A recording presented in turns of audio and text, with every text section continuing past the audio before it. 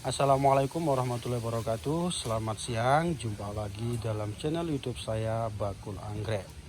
Untuk para sahabat anggrek, di konten kali ini kita akan membahas habis tentang cara reporting yang salah, sehingga di sini akan diganti dengan bagaimana sih proses reporting yang benar.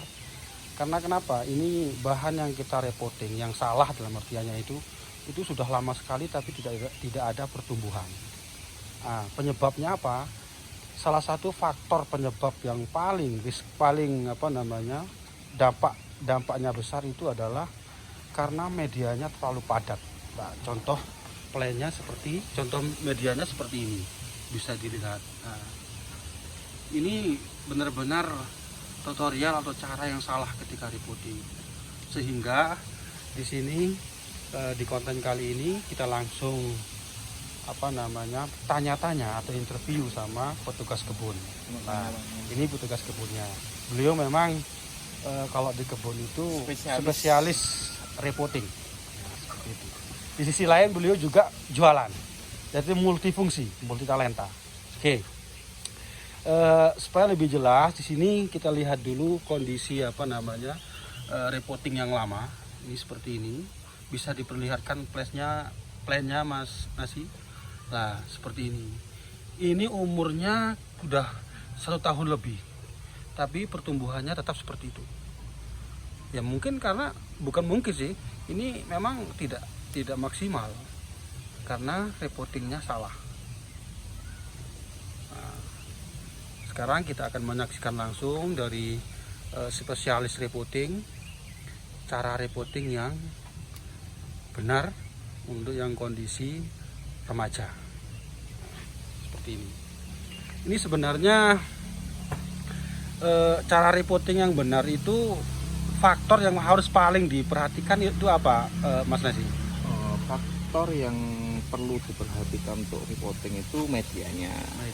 Ini medianya menggunakan apa, Mas Nasi? Medianya kita tetap menggunakan arang. Ya, ini sudah kita siapkan arangnya. Ini arangnya sudah disterilkan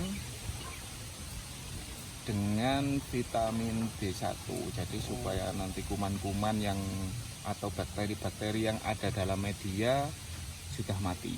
Oh, seperti itu. Berarti untuk para pecinta anggrek ini juga perlu diperhatikan. Jadi sebelum media itu dipakai, disterilkan dulu pakai B1 dengan tujuan supaya bakteri yang ada itu mati. Nah, seperti itu. Oke. Nah, terus hal-hal atau langkah-langkah lagi yang harus diperhatikan itu apa? Selain media yang harus disterilkan. Ya, kita harus lihat kondisi plannya seperti apa, karakter pertumbuhannya seperti apa. Ya, ini untuk menentukan media yang tepat.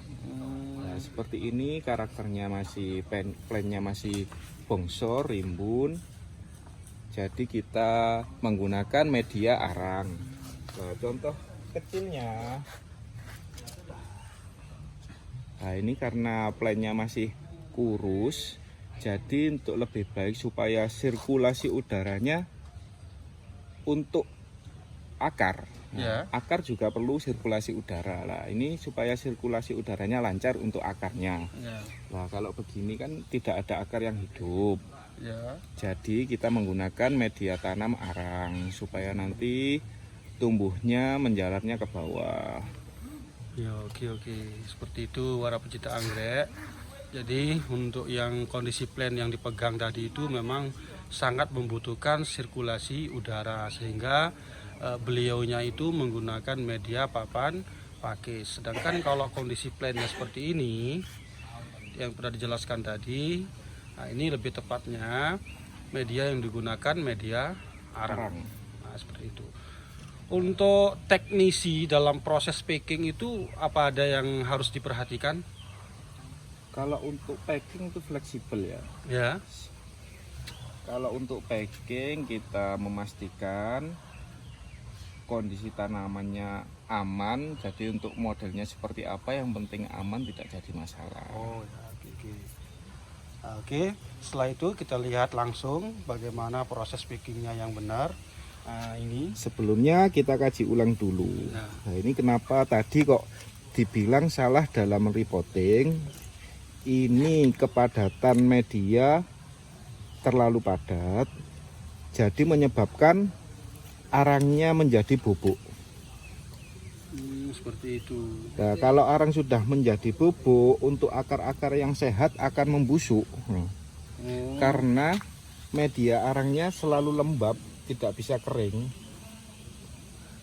Nah, ini tadi akar-akar yang busuk kita potong, kita bersihkan dari plannya supaya nanti akar-akar yang baru tumbuhnya sehat.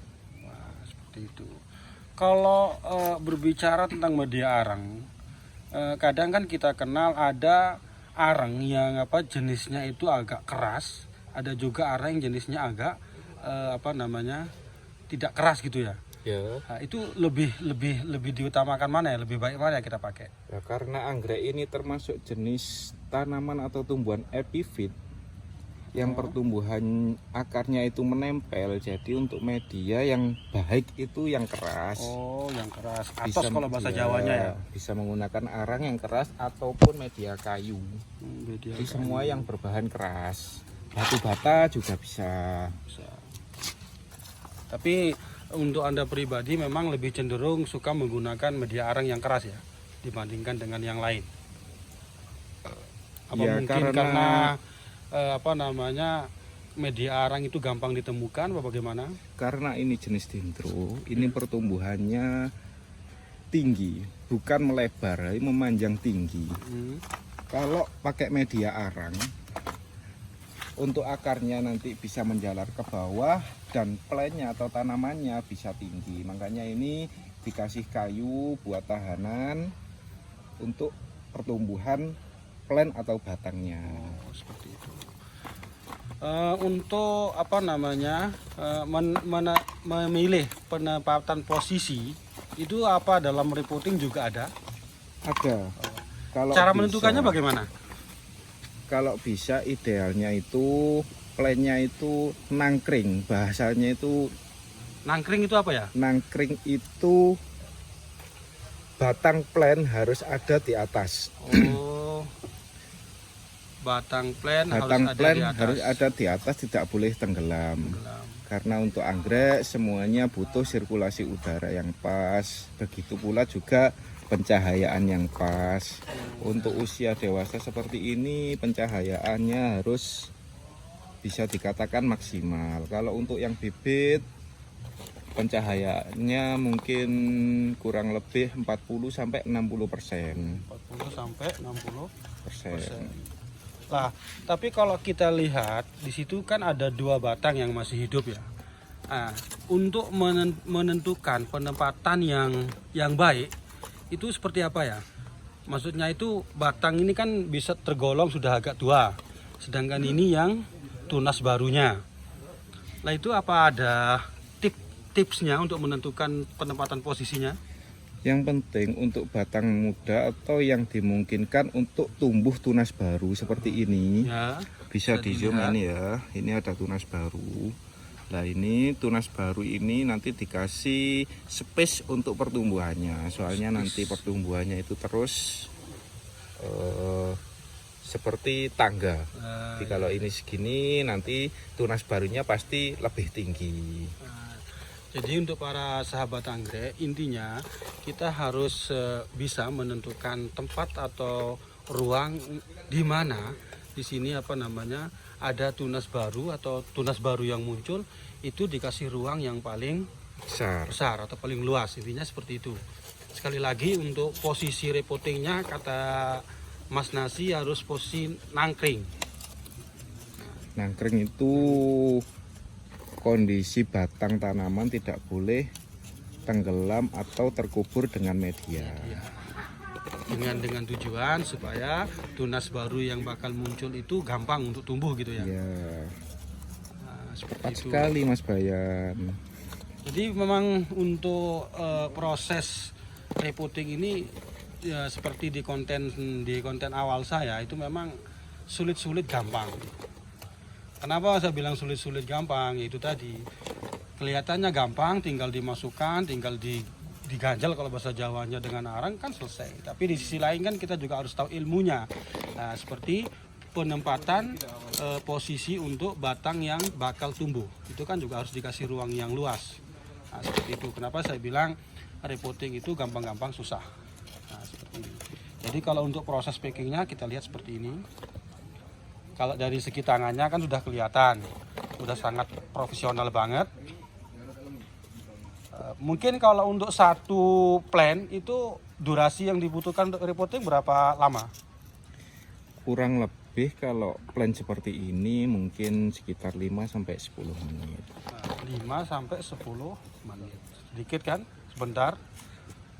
Karena memang sudah ditangani sama orang-orang yang sudah profesional. Untuk media tidak harus padat, tapi harus rapat.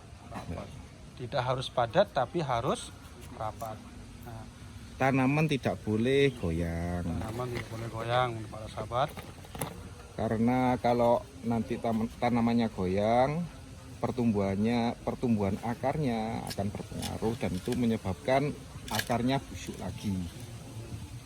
Seperti itu. Untuk yang kondisi dewasa seperti ini, setelah repotting itu bisa disiram langsung apa bagaimana? Lebih baiknya kita kasih vitamin dulu kalau sudah habis di repotting. Kasih vitamin. Kasih vitamin B1, kurang lebih penyiraman sehari sekali selama 3 hari. Untuk adaptasi terhadap media tanam yang baru. Oh ya, jadi perlu diingatkan untuk para sahabat anggrek. Jadi untuk pertama kali repotting atau baru-baru repotting itu lebih dianjurkan untuk penyiramannya itu 1 kali sehari ya, selama 3 hari. Setelah itu langsung normal lagi ya? Normal lagi. Oke. Untuk pupuk sebaiknya jangan dikasih pupuk dulu. Sekali lagi diutamakan vitamin. Nah, ini yang penting diperhatikan. Untuk kondisi tanaman yang habis direpotting, sebaiknya jangan dikasih pupuk dulu. Lebih dikasih vitamin dulu. Nah, nanti kalau usia repottingnya sudah dapat 3 atau 4 hari, berarti proses perawatannya balik seperti semula ya? Balik seperti semula lagi. Oh, ini ditali juga ini ya Mas Nasi ya? Ya, ini ditali untuk memperkokoh plantnya. Di lain sisi juga supaya akar-akar yang baru ini tidak goyang. Ini juga ditali nih guys, dengan tujuan supaya plantnya kokoh dan akar-akarnya tidak goyang. Karena kenapa? Kalau repotting terus posisinya itu sering goyang, itu menimbulkan akar aktif itu lama. Ya, seperti itu Mas Nasi. Ya, benar sekali. Nah, seperti itu. Oke, mungkin di kesempatan kali ini menurut saya sangat banyak sekali ilmu yang kita dapat karena langsung kita interview atau tanya-tanya langsung dengan salah satu pakar repotting yaitu Mas Nasi. Nah, seperti ini penampakan orangnya. Oh, bukan penampakan sih, wajah orangnya.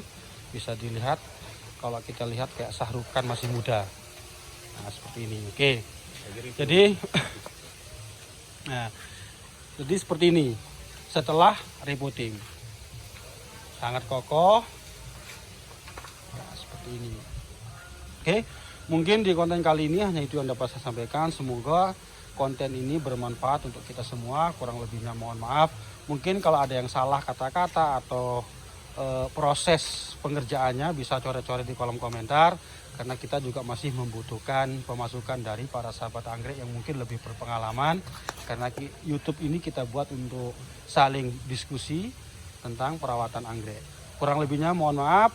Wassalamualaikum warahmatullahi wabarakatuh.